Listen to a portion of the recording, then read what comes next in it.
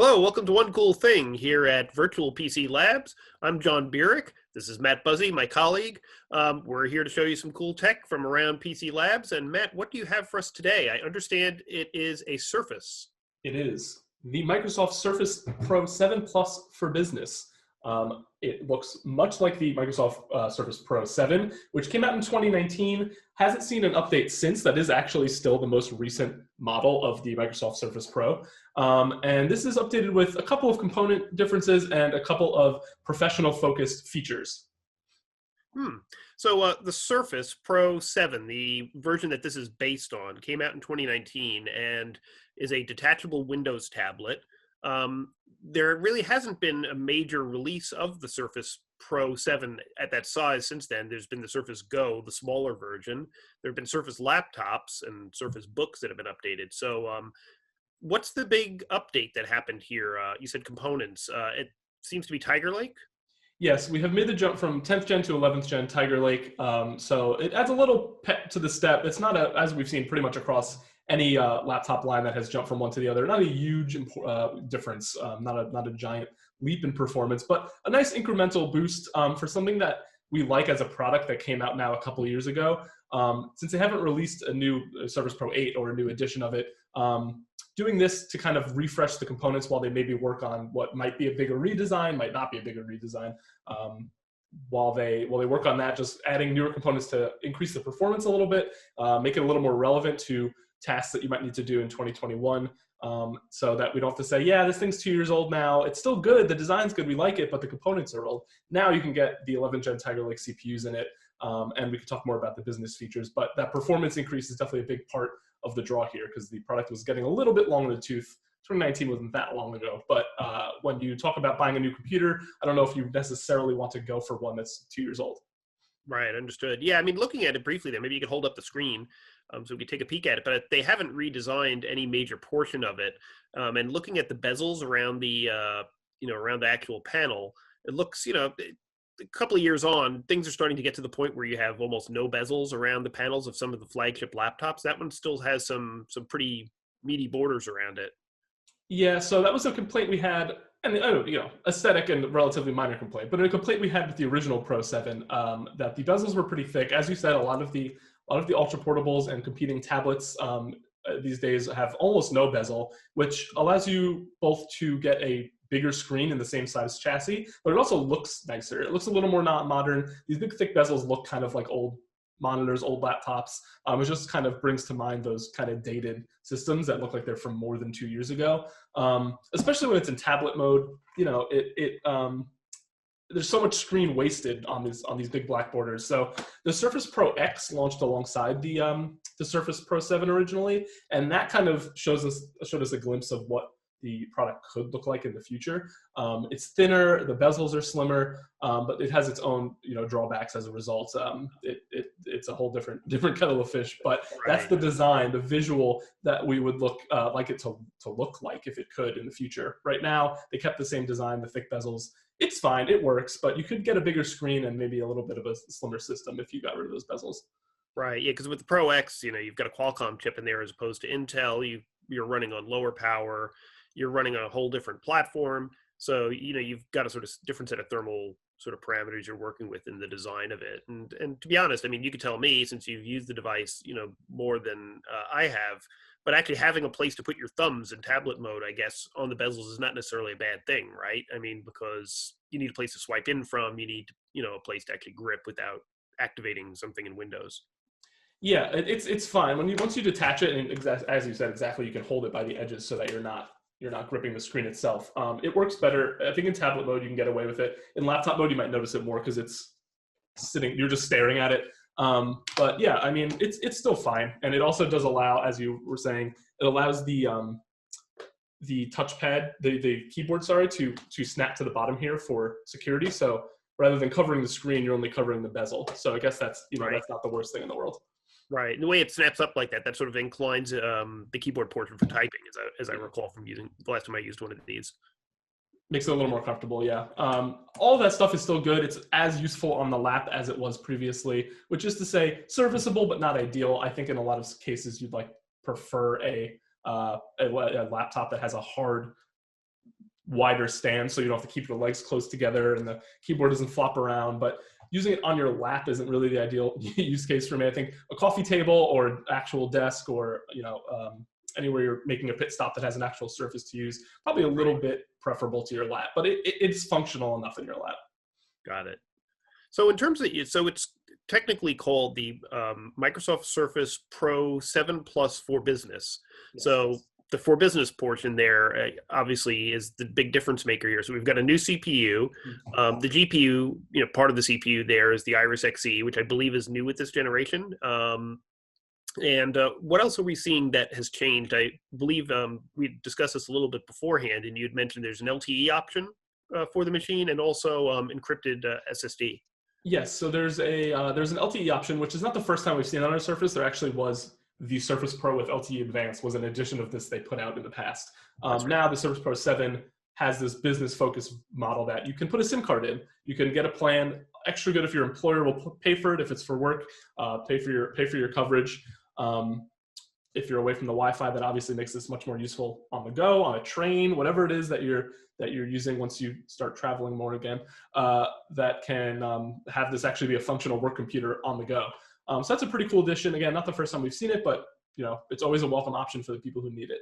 The SSD, as you mentioned, is actually removable, which is kind of a big deal on a product like this. That doesn't happen very often. Even some laptops make it a little difficult to do. So having the option to upgrade or maintain or swap, whatever it is useful for business users. Not that they might want to do it themselves, but it lets IT departments kind of maintain their fleet if they use a lot of these devices for their employees.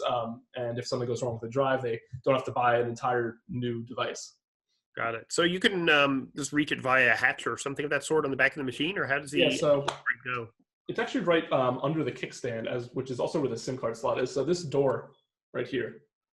Yeah, so pretty straightforward. I should mention that it's not the normal M.2 SSD. It's the M.2 2230. So you're not looking at the stick of gum shaped SSD that you might know from PCs, if any of you are DIY desktop people. It's not one of those. It's a sort of modular square-shaped SSD that slots right into the back. And those are common. You're probably not going to find those in mass on Amazon or at your local, electronics store quite as much as you would a normal SSD. They are out there. Might be a little bit more friendly for IT departments to shop for than individual users. Got it. Yeah, we were discussing this before, and I guess there's different lengths of M2 SSD, and the typical one that you see, the gum stick, or the 80 millimeter, but this is a 30 millimeter. And looking around, there isn't nearly the range of capacities available for the 30 millimeter M2 SSDs, it seems. So this is, like you said, probably more of a, a fleet maintenance / sort of en masse upgrade type of solution, as opposed to, hey, I want to stick a 4 terabyte SSD in this thing. You won't find that in that M2 module size because of the lack of space and, the ability to put more chips on it. So, but it looks like you could do it yourself though, if it came down to it. Yeah. So that's still better than no SSD change option, I would say. Yeah, no, we had an instance. I know of someone on our team had a Surface Book, which had a SSD failure, and the way that thing was constructed was, there was no way to get inside the case, and sort of doing a data recovery tear apart type of thing would have been a 4-figure operation. So actually being able to access the SSD is a big deal, from a if you're deploying hundreds of these things. Mm-hmm. So that's a big big change. And also I have in my notes here that there's TPM support. Yes. So this has got the whole sort of, business security and manageability aspect, sort of baked into it. Yeah, I would say it does. The name, the for business part of the name is not just, lip service. I think those are between the LTE, the SSD, the TPM, that's pretty useful for actual business users. Fair enough. In terms of the performance that you've seen on it so far, you mentioned when we were talking before that it has 16 gigs of RAM, which seems to me like pretty meaty for a a standalone 2-in-1 detachable tablet. How did you find it performed versus the 10th gen? Yeah, so there's a number of configuration options. You can get it with an i5 and i7, 8 gigs of RAM, 16 gigs of RAM, and also various SSD sizes. The 16 gig version between the new processor and the increased, because the Surface Pro 7 we reviewed only had 8 gigs of RAM. So it definitely lagged behind its competitors at the time. Bumping up the processor and doubling the RAM in this unit actually has it performing not quite in line, but much, much closer to 13-inch laptops, just not tablets, full-on convertible 2-in-1s like the Dell XPS 13, the HP Spectre X360. Those are some top-of-the-line sort of premium 2-in-1s, and this really wasn't too far behind the pack. The multimedia test even was pretty close, and actually the highest Cinebench score of the bunch, which I found a little bit surprising. But I mean, it has the parts, it has the RAM. It can hang in there for the everyday sort of multitasking. You got a bunch of tabs open, you have a bunch of applications open, different group chats and things, and it's not laggy. I mean, it's close to a full-on laptop. That's sort of always been the appeal of the Surface. It's more like a tablet that can also a laptop that can also be a tablet, kind of, more than it is the other way around. So long as you get the keyboard, which is still sold separately, because otherwise it's definitely just a tablet. Yeah, actually, I was going to ask, it's still the same policy as ever, where the type cover is an additional purchase, and an expensive one. It's not cheap, so that's unfortunate. But I guess that would probably be baked into the cost if it was included anyway. Right, that's true. So very cool. So this is the Surface Pro 7. The Surface Pro 7 Plus for business.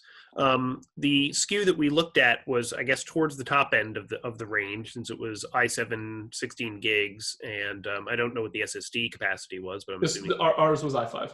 It was i5. Oh, it was i5? Okay, my mistake.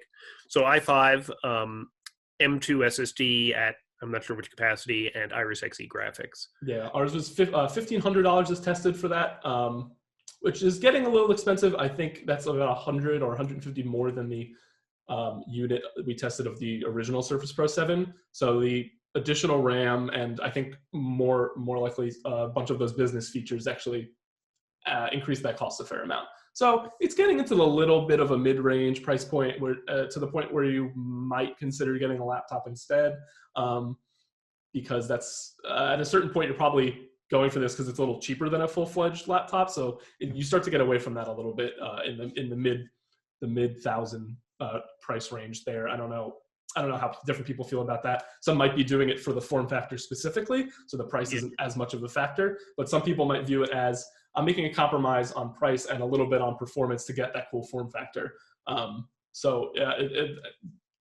It's up to your preferences, I suppose. But the performance isn't as diminished as you might think. So that's right. That's the advantage of this model. That's the whole thing with any Windows tablet, is all the hardware and the thermals and all that stuff has to happen behind the screen. You don't have sort of the ability to offload like the battery and other components underneath the keyboard. So you sort of have to work with half a laptop, so to speak, in terms of designing the internals. So, I mean, it's an interesting trade-off, right? Because you have to really want the 2-in-1 aspect of it, because for the same money, you could get a mid-range ThinkPad, with everybody's opinions on keyboards are different, but generally speaking, you're going to have more travel and more clickiness on a ThinkPad keyboard, in the mid $1,500 to $2,000 range than you will in a type cover, which, as good as it may be, is still, a thin strip, that you're typing on. Yeah, it's probably the best one of these, but that's still better. That's still worse than most laptop keyboards at the end of the day. Right. Yeah, I know Lenovo had one. They had that X1 tablet keyboard, which actually was, tear-off keyboard, which was ThinkPad keyboard. But they stopped making that. Although now that I think about it, I mean, there haven't been very many business competitors for a 2-in-1 tablet, apart from, I guess, Lenovo rolled out at CES that ThinkPad detachable X12. Yeah. I may be getting. We did like that. That looks like the closest competitor to come out in the last year or so. So we'll see when we run the full review of that how it stacks up to this. Yeah, totally. We got our hands on, I think, one of them, but we didn't get to actually test it. It was a pre-production model. So great. So wrapping up, the Surface Pro 7 Plus for business. Matt's putting it through its benchmarks, and we'll have a full deep review up on PCMag as well, soon, with all the numbers and our score. And thank you for watching. Matt, thank you for your time with the Surface, and we'll see you next time on One Cool Thing. Take care, folks.